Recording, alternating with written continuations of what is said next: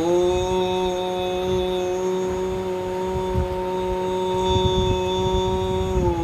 ब्रह्मा मुरारिस्त्रिपुरान्तकारी भानु शशि भूमिसुतो बुधश्च गुरुश्च शुक्रः शनिराहुकेतवः सर्वे ग्रहाः शान्तिकरा भवन्तु। आदित्याज नवग्रहेभ्यो नमो नमः। सर्वमङ्गलमाङ्गल्ये शिवे सर्वार्थसाधिके शरण्ये त्र्यम्बके गौरी नारायणी नमोस्तुते।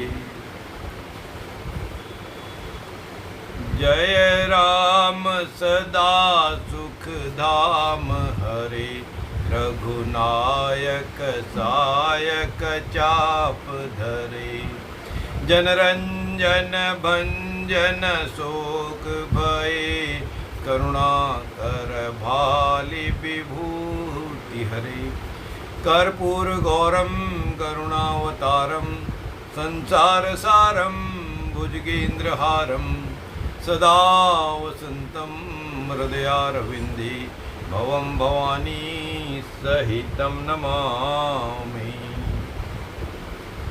मित्रों, ज्योतिष पुंज टीवी लाइव पर आपका स्वागत है, अभिनंदन है, वंदन है। अनायास ही मैंने शुरू किया और मैंने लाइव स्टार्ट शुरू कर दिया। वो लगभग 2 मिनट का पहले की बात थी। 8:58 अर्थात 8:58 पर हमने शुरू कर दिया। तो शुरू किया तो मैंने जब घड़ी देखी, समय देखा, अभी 8:58 ही है। तो यह भगवान की माँ भगवती की ही, भगवान श्री राम जी की ही कृपा थी कि उनके पुण्य स्मरण का भी, उनके नाम का पुण्यता से, मन से, वचनों से स्मरण करने का मौका मिल गया। तो 2 मिनट का हमने सदुपयोग भगवान के श्री चरणों में अर्पित करके, उनको नमन करके, उनको याद करके, ऐसा हमने शुरुआत की। ये चांस की बात होती है। चलिए, अब मित्रों, जो ज्योतिष टीवी लाइव है, इस पर हम हर शनिवार को प्रातःकाल 9 बजे जो उपलब्ध होते हैं, उपस्थित होते हैं आपके सम्मुख, उसमें महर्षि पराशर के द्वारा बताए गए वेद सूक्त हैं। जो वेदों के चक्षु, निर्मल चक्षु ज्योतिष है, उसमें महर्षि पराशर द्वारा प्रदत्त बताए गए, सुझाए गए, समझाए गए, आज्ञा दी गई जो सूत्र हैं ज्योतिष के, उनका प्रतिपालन करते हैं, उनको आत्मसात करते हैं, उनको जानने की, सोचने की, समझने की और उनको प्रयोग करने की कोशिश करते हैं। अभी आजकल मित्रों हम विभिन्न लग्नों के बारे में जन्म का फल जान रहे हैं। कौन जातक, कौन जातिका किस लग्न में जन्म हुआ है, उसके क्या फल होंगे, सामान्य फलों की बात कर रहे हैं। यह बात अक्षरशः सही है कि जो तथ्यों की हम बात करते हैं, जो इनकी बात करते हैं विधा की, बाकी डिटेल एनालिसिस करना जरूरी है, उनको मिलाना जरूरी है। लेकिन जो बातें हम यहाँ पर करते हैं, इनको यदि हम बाकी तथ्यों के अलावा इनका सम्मिश्रण, इनको मिला लेना, इनको शरबत में, लस्सी में और ज़्यादा घोल दिया जाए तो मिठास और अधिक बढ़ जाती है। अब बहुत से मित्र जुड़ चुके हैं, तो इसी कड़ी में हमने पिछली बार सिंह लग्न तक की बात की थी। आज से मित्रों हम कन्या लग्न की बात करेंगे। और आपसे एक निवेदन, क्योंकि मैं देख रहा हूँ कोई अली हैं, कोई मोनिका हैं, उन्होंने शुरू कर दिया अपना, जो जिस वजह से वो जुड़े हैं, क्योंकि उनकी भावना पता चल रही है, वो वास्तव में ज्योतिष सीखने, सिखाने विषय के लिए नहीं जुड़े हैं। वो केवल अपना बारे में कुछ जानना चाहते हैं, अपनी और बर्थ डिटेल, जन्म का विवरण पोस्ट कर रहे हैं। और वो भी एक बात सिद्ध हो रही है या होती है कि वो मुफ्त में ही जानना चाहते हैं। कुछ भी बात पूछ लो, 4 बातें पूछ लो, कोई तो सही आ जाएगी, कहीं तुक्का लग जाएगा, कहीं बात सही हो जाएगी। मित्रों, आपसे चाहे मोनिका हो या शाह अली हो सभी से अनुरोध है कि इसमें कुछ पोस्ट ना करें। इसमें मेरे प्रोग्राम में, मेरे कार्यक्रम में कोई भी प्रश्न का उत्तर नहीं है। यह मुख्यतः इसका जो कार्य है, जो प्रयत्न है, जो मिलते हैं, ये बहुत ऑनेस्टली अगर बात करें, ईमानदारी बात करें, ये ज्योतिषियों के लिए अधिक प्रभावी है।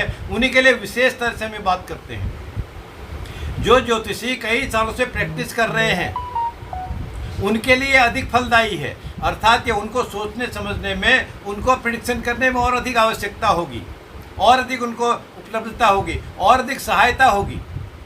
हाँ, आप मेरे से चाहते हैं कि प्रश्न पूछना, अपना बारे में जानना और किसी भी चीज़ के बारे में जानना, आप मेरे से संपर्क करके फीस के साथ बात कर सकते हैं। जैसे आपने पोस्ट कर दिया, ऐसे फ्री का सामान मेरे पास नहीं है। ठीक है, चलिए अब हम कन्या लग्न की बात करते हैं। और आपसे अनुरोध है, दूसरों से भी अनुरोध है, अब प्रश्न को ना पोस्ट करें, अपने बर्थ डिटेल ना दें, क्योंकि वो डिस्टर्ब तो होता ही है, लेकिन उसका कोई मतलब भी नहीं है। मुझे बार बार कहना पड़ता है, उस समय का भी नुकसान होता है, बेकार होता है, व्यवधान होता है। कन्या लग्न की बात हम कर रहे थे। कन्या लग्न क्या है? लग्न से मतलब ये बात सिद्ध है मित्रों। जो ज्योतिष के विद्वान हैं उनके तो क्या सूर्य को दीपक दिखाऊं, लेकिन जो विद्यार्थी भी ज्योतिष के हैं, ज्योतिष जो जानते हैं, सोचते हैं, समझते हैं, प्रैक्टिस करते हैं, या जो जानने की लालसा रखते हैं, जो पढ़ भी रहे हैं, प्रैक्टिस भी कर रहे हैं, उनके लिए भी ये सुखदायी है। लग्न से मतलब है जो 12 भाव हैं कुंडली के, उन 12 भाव में जो पहले भाव की स्थिति है उसको लग्न कहते हैं। या जब भी जातक जातिका का जिसकी भी वो कुंडली है, या विवेचन चाहते हैं, फलित चाहते हैं, प्रेडिक्शन चाहते हैं, उस समय जब उसका जन्म हुआ था, उस समय क्षितिज पर, जोडियक पर कौन सी राशि उदय हो रही थी या कौन सी राशि विद्यमान हो रही थी, उसी को लग्न कहा जाता है। कुल 12 लग्न हैं, और 12 लग्नों में से हमने मेष, वृषभ, मिथुन, कर्क और सिंह लग्नों की चर्चा डिटेल में हमने पिछली कक्षाओं में कर दी। आज जो छठी राशि है, 6th साइन जो है जोडियक का, कन्या राशि है, और कन्या राशि के बारे में हम जानेंगे, कुछ बातों को जानेंगे। यह बात मैं फिर से दोहरा दूं कि यह बात, जो तथ्य, जो जानकारी हम देते हैं, जो पढ़ाते हैं, वह ज्योतिषियों के लिए और अधिक सुखदायी, सुखकारी है और मंगलकारी है। अर्थात उनकी वाणी में सरस्वती का वास और अधिक होगा, उनको फलित करने में, प्रेडिक्शन करने में और अधिक आसानी होगी। चलिए, कन्या लग्न। कन्या लग्न किसको कहते हैं? कन्या से मतलब बालिका है।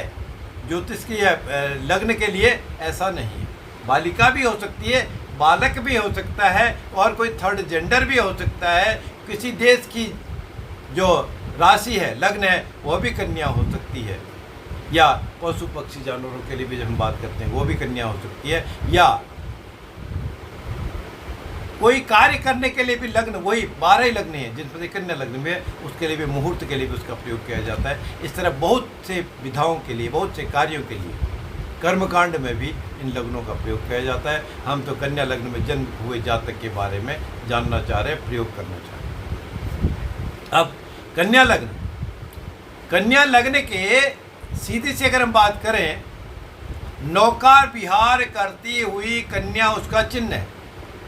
तो नौका विहार करती हुई कन्या कैसी होगी? कौन नौका विहार करेगा? जिसके मन में संतुष्टि हो, खुशी हो, या कोई भी टेंशन ना हो। अगर टेंशन होगी तो उसको कहाँ नौका विहार में आनंद आएगा? कहाँ बोटिंग कर रहा होगा, कर रही होगी? आनंद के लिए किया जाता है ना।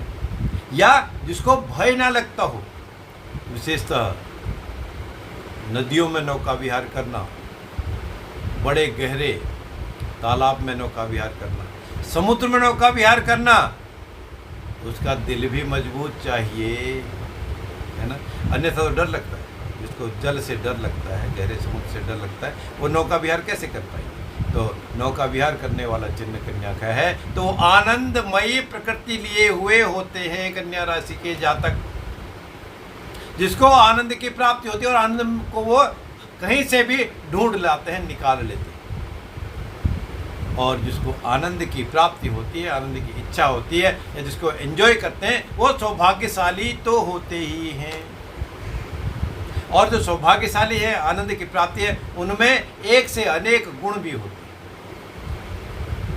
एक से अनेक गुण भी हैं। और उनका जो स्वरूप है उसके लिए स्वरूप कहा गया, अर्थात सुंदरता धारण किए हुए होते हैं। और साथ ही अच्छी चीज ही उनको पसंद है, अच्छी सूरत, अच्छी मूरत। अगली चीज़ें, फिल्दी चीज़ें, खराब चीज़ें हैं जो आँखों को नहीं भाती, वो उनको पसंद नहीं है। और इस मिथुन लग्न के स्वामी बुध महाराज हैं। बुध महाराज क्या हैं? बुध महाराज स्वयं ही विद्या के कारक हैं, विद्यावान है। तो वह बुद्धिमान और विद्यावान होना कन्या लग्न वाले के लिए अवश्यंभावी है। अब विद्यावान कैसा होगा या कैसी होगी, या इवन थर्ड जेंडर भी जो है वह भी विद्या कैसी? पहले तो बुद्ध की विद्या गणित की विद्या, कैलकुलेशन आती है, हिसाब किताब करना आता है। अब हिसाब किताब करना वो कोई रिसर्च लेवल तक, पीएचडी लेवल तक, एमएससी लेवल तक मैथमेटिक्स पढ़ा हो, पढ़ी हो, ऐसा भी जरूरी नहीं है। ऐसा भी हो सकता है, ऐसा हो जरूरी नहीं। फिर भी मैं आज भगवान जी के चरणों में इस नवरात्र के दिनों में बातें कर रहे हैं, उनको पूजन करते हैं, वह भी एक कैलकुलेशन में क्यों कर रहे हैं? सबसे पहले आत्म शांति के लिए, अपने मन में खुशी लाने के लिए, भगवान का आशीर्वाद प्राप्त करने के लिए, वो भी एक कैलकुलेशन है। मैंने इससे ये लिया, वो दिया, इसका क्या फल होगा? ये मैंने कर्म किया, इसका रिजल्ट क्या होगा? या मैंने कुछ अपना नौकरी करनी है, व्यापार करना है, और कोई प्रोफेशनली इंगेज्ड है मैं, उसका क्या फ़ायदा है, नुकसान होगा? यह भी कैलकुलेशन है, यह भी मैथमेटिक्स है। और वह विद्या का धनी तो होता ही, विद्या भले अनपढ़ हो, लेकिन अपना पराया, ऊंच नीच, अच्छा बोलना, अच्छा प्राप्त करना, अच्छा बिहेव करना, वो भी विद्या के कारण। तो इसलिए कन्या जाति के इंसानों में बहुत से गुण भरे हुए होते हैं। स्नेहा जी प्रणाम कर रही, आपको आशीर्वाद है। और पंडित भास्कर जी, आपको भी आशीर्वाद है। सभी को आशीर्वाद। इन नवरात्रियों में माँ भगवती की कृपा सब पर बनी रहे, इसी भावना के साथ अब हम अगली राशि की बात करते हैं, तुला राशि। तुला राशि वाले कैसे हैं? जब हमने बात शुरुआत कर ली चिन्ह से, तो तुला का चिन्ह करें, तो तुला राशि का चिन्ह भी तुला ही है, अर्थात तराजू, बैलेंस। न्याय के तराजू जैसे होते हैं तुला राशि वाले। न्याय का तराजू कैसा है? वो इम्बैलेंस नहीं होता, एक तरफ झुकता नहीं है। एक तरफ झुकेगा तो अन्याय हो जाएगा। वो अन्याय, जो न्याय देने वाला है, न्याय सुनाने वाला है, न्याय पढ़ने वाला है, न्याय करने वाला है, उससे भी हो सकता है, या उसको एविडेंस ना दिया जाए, उसको प्रूफ ना मिले, तब भी हो सकता है। लेकिन भगवान के घर देर है अंधेर नहीं है। भगवान तो न्याय करते ही हैं। कैसे न्याय करने वाले? इससे तुला वाले कहते हैं न्याय प्रिय हैं। वो अन्याय नहीं करते, वो बैलेंस करते हैं।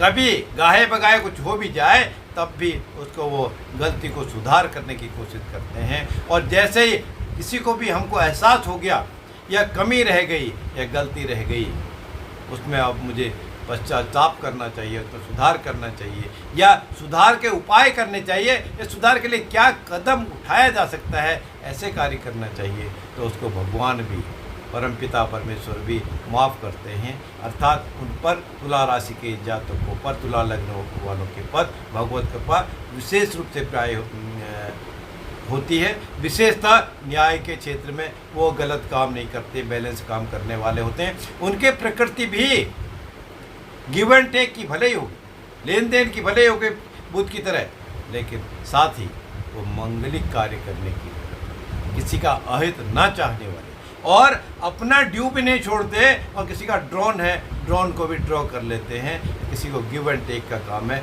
उस बिल्कुल बैलेंस करने वाली प्रवृत्ति उनकी होती है। अब जो बैलेंस करने वाले हैं उनकी आजीविका कैसी होगी, भरण पोषण कैसा होगा, उनकी वृत्ति कैसी होगी। उनकी वृत्ति सत्कर्मों से होगी, अच्छे कार्यों से उनके जो अर्निंग है, लाइवलीहुड है, ब्रेड बटर जो अर्निंग होगी अच्छे कर्मों से होगी, चोरी डकैती उठाईगिरी से नहीं, झूठ फरेब से नहीं। तो और फिर इसके जो तुला राशि के स्वामी हैं वो भी गुरु हैं, दैत्य गुरु शुक्राचार्य महाराज। शुक्र जब गुरु हैं तो फिर उनकी बुद्धि तो देंगे, तंत्र मंत्र यंत्र की शिक्षा भी देंगे, या इनमें उनका प्रभाव भी होता है, इनमें उनका यदि प्रैक्टिस की जाए तो उसका उनका कंट्रोल भी होता है, इन पर उनका मास्टरी भी होती है, अर्थात विद्वान भी होते हैं। और जो विद्वान होगा बहुत कुछ करने वाला। राहुल जी आपसे अनुरोध है, बार बार अब लगातार इसको डिटेल को पोस्ट कर रहे, ना पोस्ट करें, इसमें कोई सुविधा नहीं। आप देर से शायद जुड़े या पहले आप नहीं जुड़े, तो इसमें आप चाहें तो अच्छा है कि आप जहाँ पर हैं वहाँ के किसी विद्वान से संपर्क करें ज्योतिष के लिए। मेरे से आप करना चाहते हैं तो ज्योतिषपुंज टीवी से मेरा नंबर लेकर मेरे से संपर्क कर सकते हैं 1 घंटे के बाद, आज भी अगर आप चाहें। और उसमें फ़ीस लगेगी, फीस मित्र एडवांस में देनी होगी, फ्री का सामान नहीं है। आप बार बार रिपीटेडली इसको पोस्ट ना करें। चलिए, तो जो विद्वान होगा, जिस भी फील्ड का विद्वान हो, जो भी कर्म वो करता हो, जो भी व्यवसाय करता हो, उसकी मान्यता तो होती है, अर्थात उसकी प्रसिद्धि भी होती है। और वो किसी न किसी कला में, किसी न किसी ट्रेड में, किसी न किसी ट्रेड में, ट्रेड और ट्रेड दोनों चीज़ों में उनकी महारत होती है, निपुणता होती है। ऐसे जातक तुला राशि की लग्न वाले। और अगली राशि एक और ले लें, वृश्चिक राशि। काल पुरुष की कुंडली की जब हम बात करते हैं तो अष्टम भाव में वृश्चिक राशि आती है। अष्टम भाव की राशि है। अष्टम भाव बेसिकली क्या है? किसी अष्टम भाव, कुंडली का अष्टम भाव आयु तथा मृत्यु का भाव। कब किसका जन्म होगा, कब किसी को इस दुनिया को छोड़ के जाना होगा, यह इंसान तो नहीं जानता। ज्योतिष ईश्वर इशारा तो कर देते हैं। अच्छे जो सिद्ध ज्योतिषी हैं उनको समय का भी आकलन होता है। फिर भी या किसी का बच्चा हुआ, पैदा होने का समय भी, तब भी सप्तम और अष्टम भाव का संबंध बनता है। साथ साथ है ना, 7वें और 8वें भाव। माँ की योनि से सप्तम भाव से, सप्तम भाव से निकलकर, अष्टम भाव से निकलकर सप्तम भाव से वो बाहर निकलता है। सप्तम अष्टम का है, लेकिन कब किसका जन्म होगा, किस पल में जन्म होगा, यह कोई जानता नहीं। कोई कितना प्लान कर भी ले ऑपरेशन करने के लिए, सिजेरियन करने के लिए, फिर भी ऐसी व्याधियां हो जाती हैं, ऐसे व्यवधान हो जाते हैं कि उस पर्टिकुलर पॉइंट ऑफ टाइम पर जब आप डिलीवरी करना चाहते हैं उसमें कुछ क्षण की देरी हो जाती है, आगे पीछे हो जाता है, क्योंकि ये परमात्मा की रची हुई रचना है। इसलिए विद्वान ज्योतिषी भी एग्जैक्ट समय, मैं तो कम से कम किसी का डिलीवरी के लिए नहीं प्रेडिक्ट करता या नहीं बताता। उसके लिए कोई मुहूर्त पूछता है उसके लिए, बाकी मुहूर्त तो हम बताते हैं। जन्म के लिए, सर्जरी करने के लिए मुहूर्त नहीं बताया। हाँ, कब डिलीवरी होने की संभावना है वह समय का आंकलन मुझे पता चलता है, हम बताते हैं। अब अष्टम भाव तो छुपा हुआ है, कब मोक्ष की प्राप्ति किसको हो जाएगी ये तो कोई नहीं जानता। तो इसी तरह वृश्चिक राशि भी क्या है, छुपी हुई राशि है, अंधकार की राशि है, अष्टम भाव है, चुपचाप अलग अलूफ रहने वाले। जो अलूफ रहेंगे वो सिद्ध पुरुष तो होंगे। ज्ञान तो होगा, क्योंकि बहुत बवंडर दिखावा नहीं करते। तो दिखावा नहीं करेगा, क्या करेगा, हर चीज़ को, बात को, तथ्य को, मर्म को आत्मसात करने की कोशिश तो करेगा ही। बहुत ज़्यादा मिलनसार नहीं, और मिलनसार नहीं होते तो जो रिस्ट्रिक्शन, सेल्फ रिस्ट्रिक्शन इम्पोज जिनके पास है वो क्या करते हैं, अल्टीमेटली विद्वान तो होते हैं, विवेकी तो होते हैं, चिंतन मनन करने वाले तो होते हैं। अष्टम भाव रिसर्च का है, किसी न किसी रूप में, किसी न किसी तथ्य के लिए, किसी न किसी बात के लिए वो रिसर्च भी करते हैं। जो रिसर्च करेंगे उनका लेवल ऑफ इंटेलिजेंसिया बहुत अधिक होता है, और जब लेवल ऑफ इंटेलिजेंसिया अधिक है तो उनको धन संपत्ति तो मिलेगा ही, ज्ञान बुद्धि विवेक का विकास तो उनका होगा ही। और जो जो विवेक का, ज्ञान का, बुद्धि का विकास होगा तो अल्टीमेटली रिटर्न में उनको रिटर्न गिफ्ट तो मिलेगा ही। और चुपचाप रहने वाले जो हैं बिच्छू, इसके जो चिन्ह है, बिच्छू का काम क्या है? अंधेरे में, सीलन में रहता है। किसी को अपने आप नुकसान नहीं पहुंचाते बिच्छू, लेकिन उसको डर हुआ, दब गया, लग गए तो डंक मार देता है बिच्छू, और डंक मार के विषैला भी होता है, दर्द भी होता है। तो वृश्चिक राशि वाले भी ऐसे ही हैं, अपने आप किसी से पंगे नहीं लेते, अपने आप किसी को डिस्टर्ब नहीं करते, लेकिन उनको छेड़ा जाएगा तो वो फिर आसानी से हाथ आने वाले नहीं, मानते नहीं हैं। तो यह, और इसके जो वृश्चिक के जो स्वामी हैं मंगल महाराज हैं, सूरवीर हैं, तुमने कह दिया, मेहनत करने वाले हैं, छुपे रुस्तम हैं। और मंगल का काम क्या है? ताकत, शक्ति, एनर्जी। शरीर की बात करें, मज्जा और रक्त के कारक मंगल महाराज हैं। तो उनके पास शरीर स्वस्थ तो होता है, जिद्दी तो होते हैं, अष्टम भाव भी है, जिद है, और मंगल भी जिद है। हार मानने वाले दोनों ही नहीं हैं, अपनी मनमानी करने वाले तो होते हैं, या अपने कार्य को अंजाम तक पहुंचाने के लिए वो किसी भी हद तक जा सकते हैं। ऐसे वृश्चिक लग्न होते वाले हैं, और उनको सफलता मिलकर ही वो चैन से बैठते हैं। अटेनमेंट ऑफ गोल जो है उनका मेन एम होता ही, मुख्य उनका उद्देश्य इस तरह का होता है। तो ये थी वृश्चिक लग्न की बात। आज की बात इतनी ही। आने वाले शनिवार के दिन हम बाकी लग्नों की भी बात करेंगे। यह नवरात्रियों का दिन, माता भगवती की कृपा इन समस्त दिनों में, और आज से, इस पल से, इस प्रतिपल से आपके परिवार के लिए उस माँ की कृपा और अधिक बरसे, और अधिक प्रभावी रूप से आपको आशीर्वाद मिले, इस कामना के साथ। जय माँ विंध्यवासिनी, जय श्री राम, जय जय श्री राम, जय श्री कृष्ण, जय श्री कृष्ण।